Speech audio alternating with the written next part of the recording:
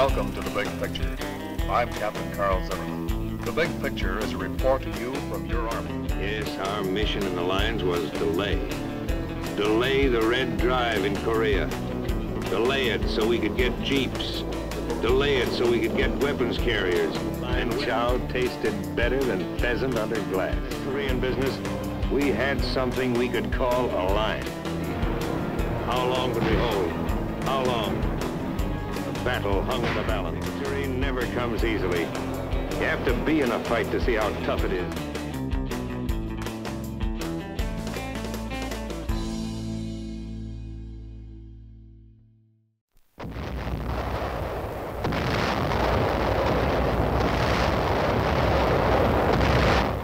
This is war.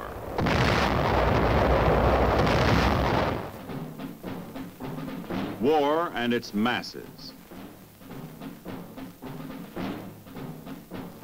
War and its men.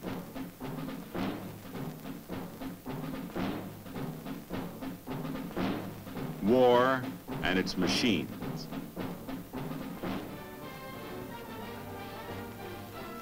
Together they form the Big Picture.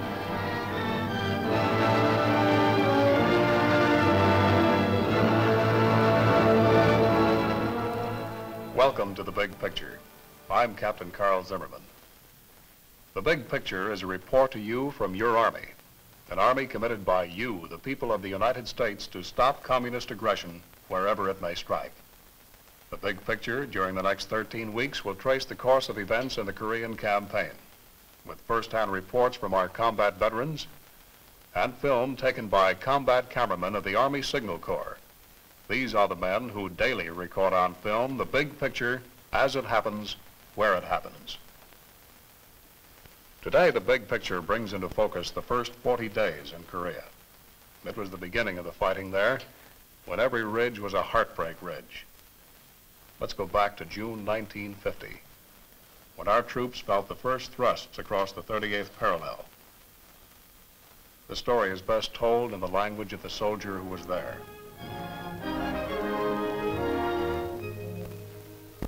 This story is hard to tell, painful, because our outfit was in training a few weeks ago. Some of the boys who were with us aren't around anymore. They were good men, good soldiers. They had learned to fight, and they had the guts for fighting. But when it came, it was like a sock on the back of the head. Korea started rough. The first 40 days were a battle for time, with a handful of men against an army. Yes, they were good men, good soldiers. And no story of the Korean War can be told without saying first how well they fought against great odds.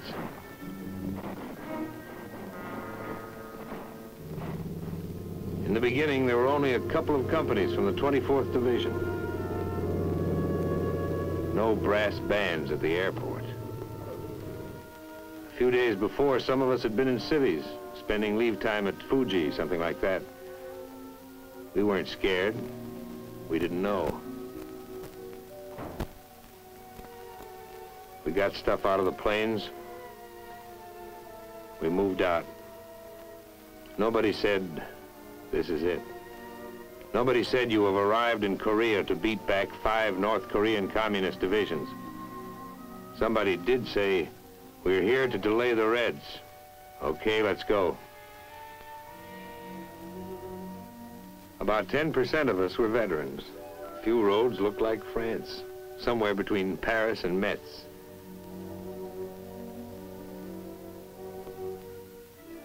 Mostly the soldiers were young, no battle experience. They smiled a lot. They made the whole lot of us look like good-natured Yanks, glad to see a new town. Now, some of these boys enlisted to travel. But whoever sees travel posters about Korea, relax, come to the land of the morning calm.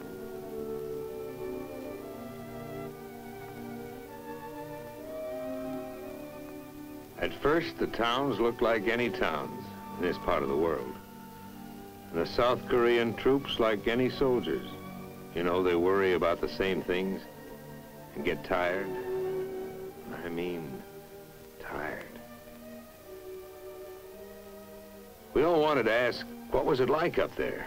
What kind of fighting, terrain, tactics, guns? But as far as we were concerned, those Koreans couldn't talk. We were in a completely foreign country with no time to get acquainted.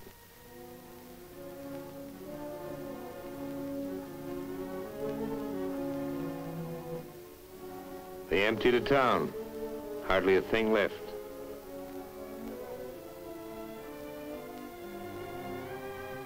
You couldn't buy anything, even if you had the time, which we didn't have. There are two ways of getting to know the terrain: walking over it and feeling how it was underneath. Underneath it was caked and sticky. The tools of a soldier's trade: a shovel and a gun. We had small stuff with us: machine guns, some howitzers.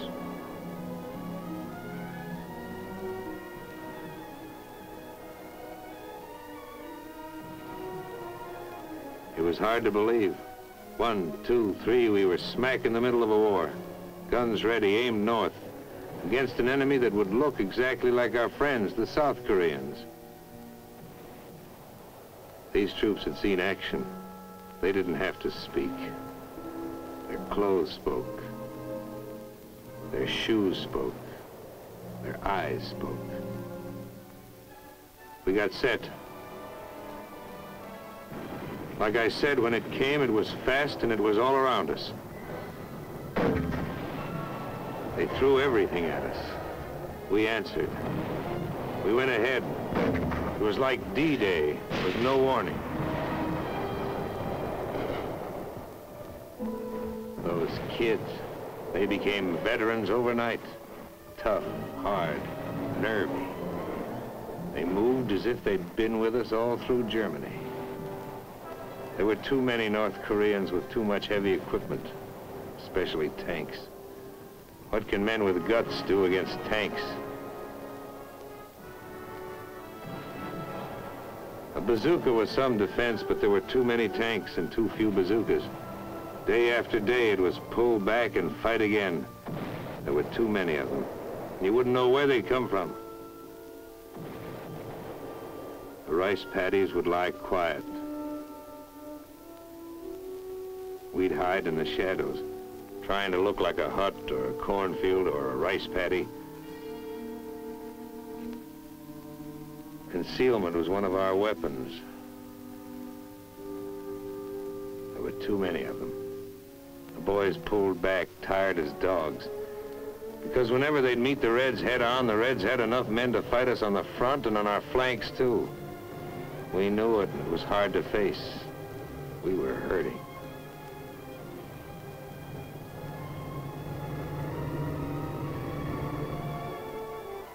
Kids would drag back so beat up they couldn't be expected to fight for at least several days. Instead of a week at a rest area, we grabbed an hour anywhere.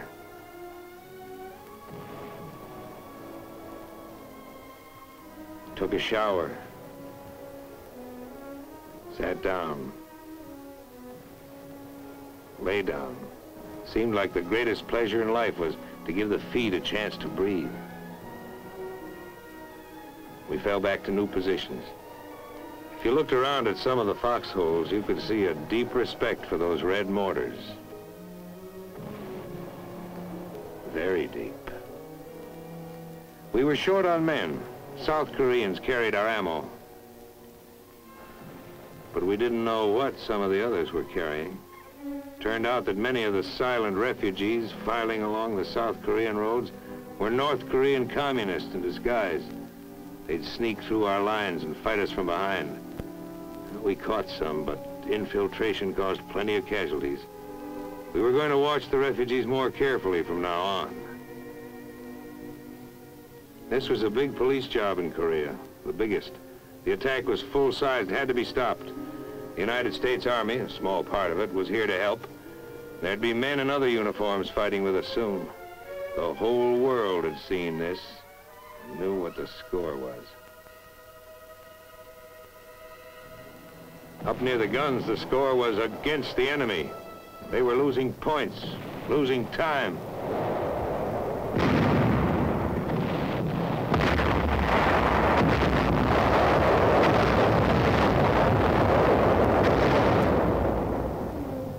There were tough decisions, but we had leaders who could make them. General Walker and General Dean.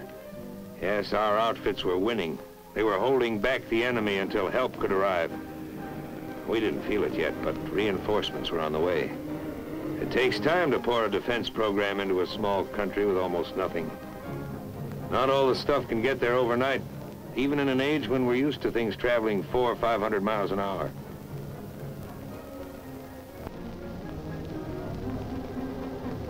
Oh, we needed tanks and jeeps soon. If some of the boys at the front could have heard the winches grind at the port, that would have been sweet music. And if something, television maybe, could have shown us the soldiers who were going to fight with us soon, maybe it would have been easier. As it was, the outfits in the foxholes needed every half-track and howitzer and tank they could get, and more, and the men to go with them.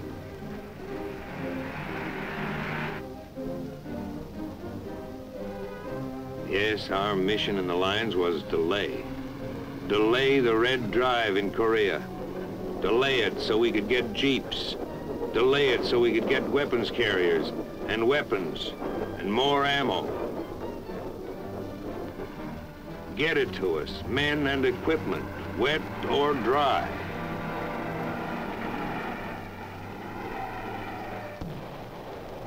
Because it was still rough going for us.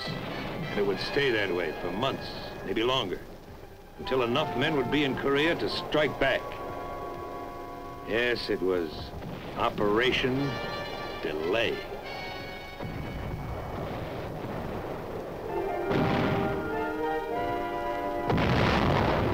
Ammo was precious. One field artillery battalion against 40 tanks. We'd hold them off for a few hours in a blasting frontal attack. The Reds would envelop us on both flanks. Always trouble up ahead and trouble on the sides.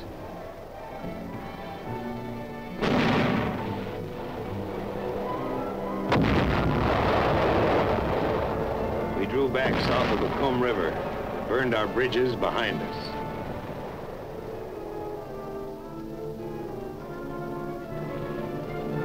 People in big cities like Pittsburgh are bothered by smoke. Now, this smoke was black, but it didn't bother us a bit.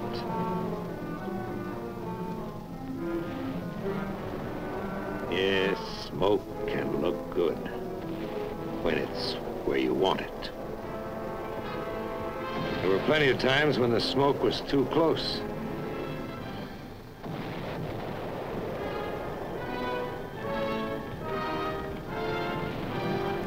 Got in your eyes, so you couldn't see anything. You can take a lot, but when your buddies get hit, it hits you inside.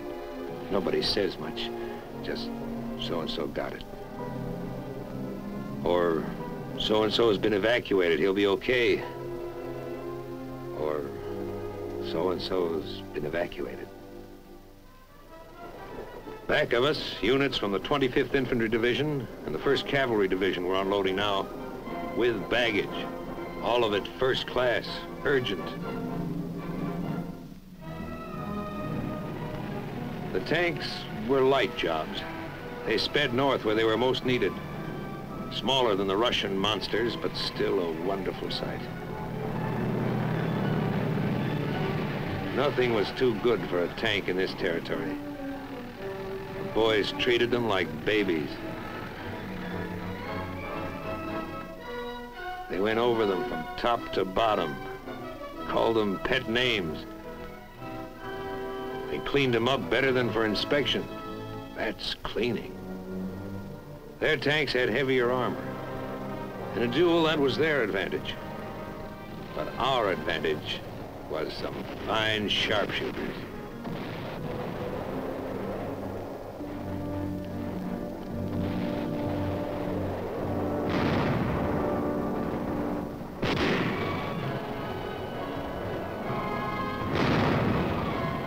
They had giants.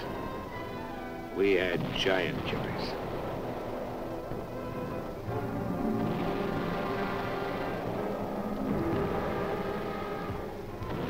Tejon was the worst. Ask anyone where he felt it the worst, and maybe you'll hear a few other names, because it was bad all over. But most guys will say Tejon.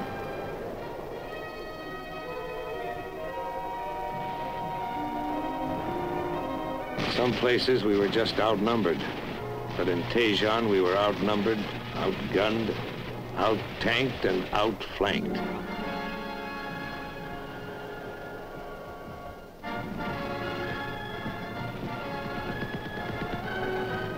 We pushed out, trying to poke a hole in their lines. No go. We tried another direction.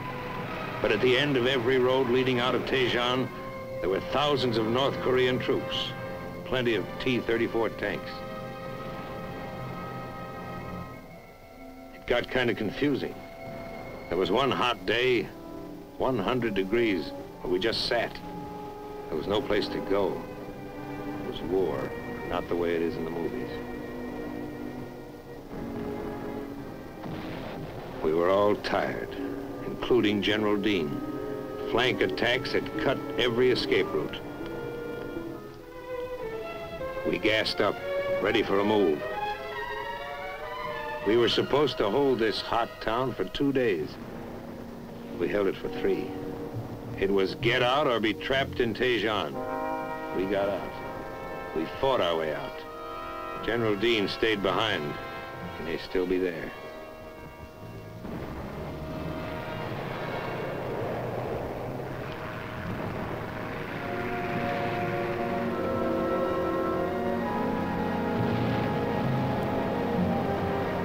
It was a bad road out of Tejon.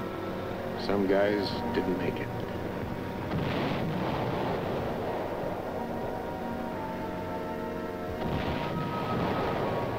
Tejon was burning, a dead town.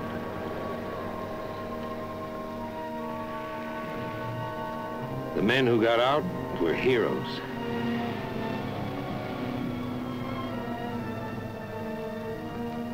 The men who didn't get out they were heroes. There's no better word.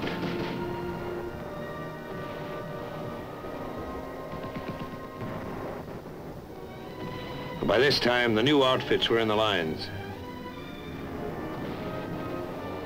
Fresh, ready to shoot. Everything set just right. Nice to hear the steady crump of your own mortars. Even nicer to hear the howitzers slamming them out.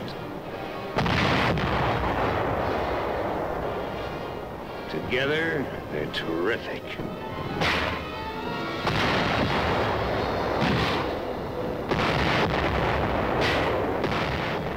Our morale went up 5,000%. We had some pressure now. We turned it on and forced a victory. At a time like this, frontline chow tasted better than pheasant under glass.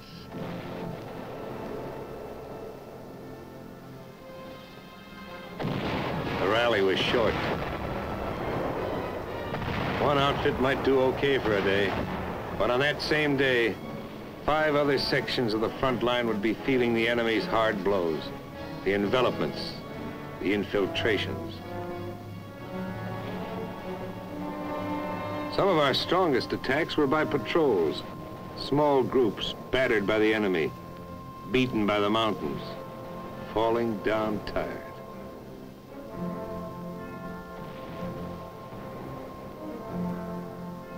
After climbing over half a dozen mountains, it made you more tired just to look at them. Felt like the bear who went over the mountain and saw another mountain. Getting anywhere in Korea was back-breaking work. You did it the Korean way, slowly. You were the bulldozer.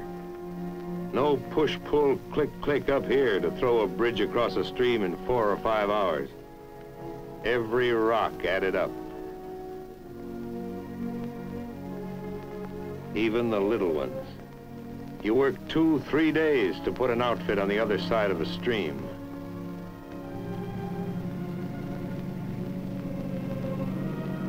The rainy season and the Korean super highways didn't help us get around. Wherever we went, we built our way. It was no good having any drag with the engineers. They had their own troubles. You were the engineers. In this battle, you did everything. Build, fight, hold, pull back, and destroy. Whenever we were about to leave a place, we planted it carefully. TNT. Planted it not deep, just deep enough so it would come up the way we wanted it to. The better you plant it, the better it comes up. A second story job. This kind of gardening went on quite frequently. Very relaxing work. We were going to stall them up and down the whole front. And someday there'd be a turnabout that would pay those North Koreans off for what we'd been taking. And then we might have to put back all these bridges. We slowed them, but we couldn't stop them. Fighting is fighting, always rough. But it's rougher when you're forced to pull back. We gave them ground, they gave us time. We used every barrier, every river to make a stand. It was the best way of saving men.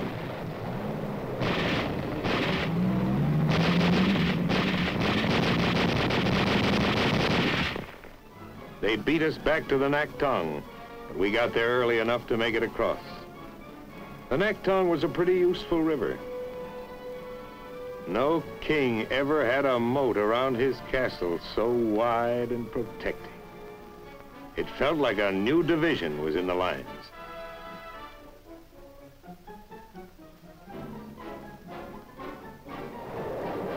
Plenty of outgoing mail went across the Naktong River.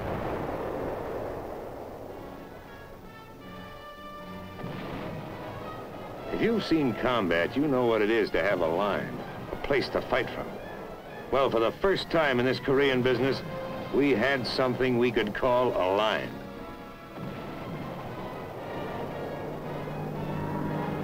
All during the fighting, we had air power. If they had had it, we might have been through. Air power did plenty of damage to everything the enemy had and wanted to bring up.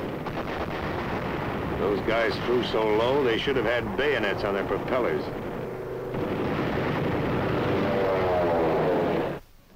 In a corner of Korea, a little bigger than a beachhead, we dug in, built a village of foxholes. Only here you couldn't dig too deep on account of the rocks. On this beachhead, a lot of the boys who flew in at the beginning were still around, still smiling. There's waiting in every war. Time to find out where you were, how you were doing. We faced the enemy. We faced ourselves. Our enemies were fanatics. We were believers in one faith, that men can live together peacefully, thinking, feeling, worshiping, each in his own way.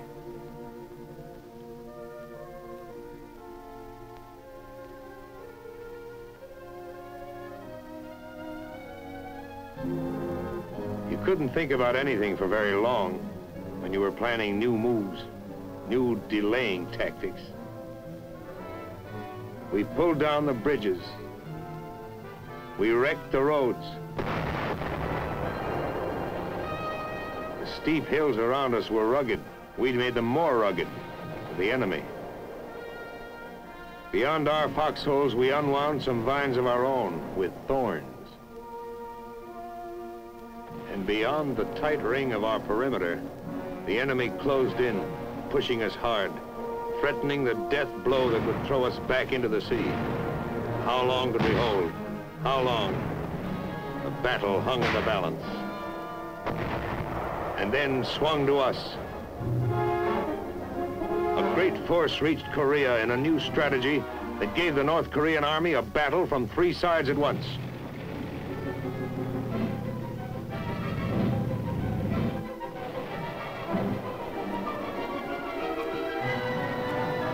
Replacements, new units, lively, ready for business. They stole along the hills, slipped up the ridges, looking for a soft spot in the enemy's hard shell.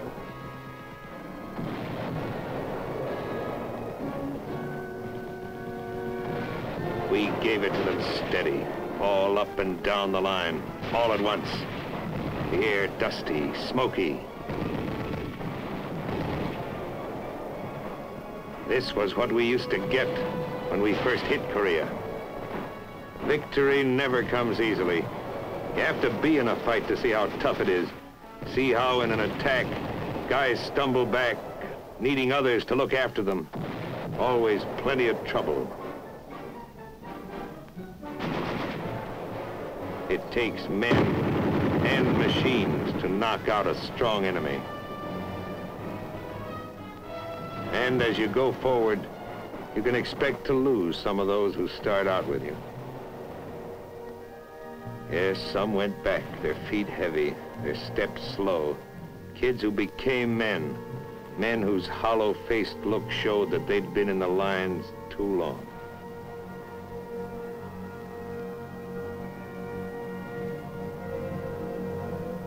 You can't count on a straight road to victory. Sometimes it winds, goes down, goes up. Sometimes you're forced to detour. You could pick out the new troops. They walk different. Another outfit. But once over, they were like the fellas in our outfit when we landed. The same smiling Yanks, making the best of everything. And a little better than that. We battled for time in Korea and won. We had the right men. Good men. Good soldiers.